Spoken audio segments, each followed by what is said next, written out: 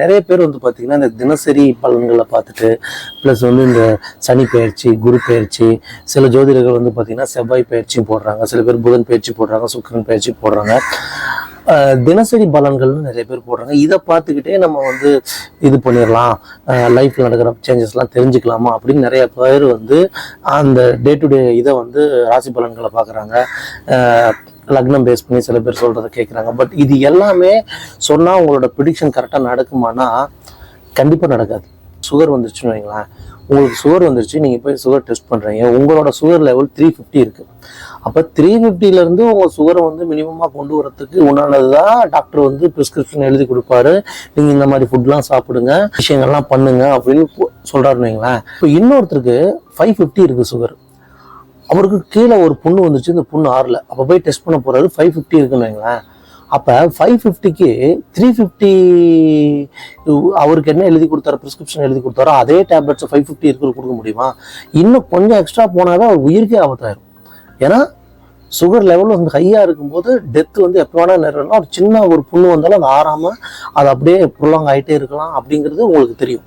So this is how வந்து உங்களோட ஜாதகமும் பார்த்தீங்கன்னா இந்த தினசரி ராசி பலன்கள்ங்கிறது எப்படி சொல்கிறாங்க அப்படின்னா எவ்ரி 2.5 days ஒன்ஸ் வந்து பார்த்தீங்கன்னா சந்திரன் வந்து ஒரு ராசிலேருந்து இன்னொரு ராசிக்கு மாறுது. இதை வச்சு தான் வந்து பார்த்தீங்கன்னா தினசரி ராசி பலன்களே வந்து எல்லாரும் சொல்லிட்டு இருக்காங்க. உங்களோட பிரச்சனைகள் 100%னா இவர் 80% உங்களுக்கு நடக்கும். 80%, 100% உங்களுக்கு 90% உங்களுக்கு அக்யூரேட்டான என்ன பிரச்சனைன்னு தெரிஞ்சாதானே அதோட மேட்ச் ஆகும்.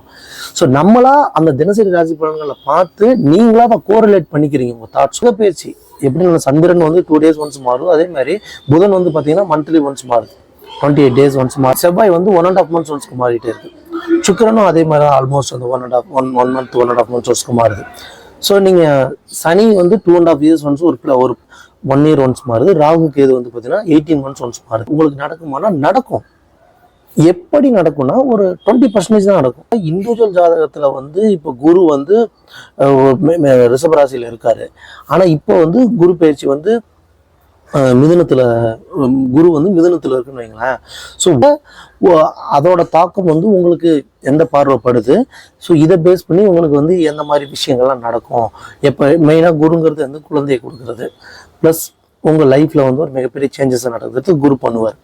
அப்போ இந்த மாதிரி விஷயங்கள்லாம் எப்போ நடக்குங்கிறது உங்கள் இண்டிவிஜுவல் ஜாதகத்தை பார்த்தா தான் தெரியும். இண்டிவிஜுவல் ஜாதகத்தை பார்த்தா தான் உங்களோட பர்டிகுலர் உங்களுக்கு ஒரு வேலை மாற்றமோ இல்லை ஒரு இடமாற்றமோ, உங்களுக்கு லைஃப்பில் நடக்கக்கூடிய இம்பார்ட்டன்ட் விஷயங்களோ, மேரேஜ் சார்ந்தோ குழந்தைகள் சார்ந்தோ இது எப்போ நடக்குங்கிறது உங்கள் இண்டிவிஜுவல் ஜாதகத்தை பார்த்தா தான் தெரிஞ்சுக்க முடியும்.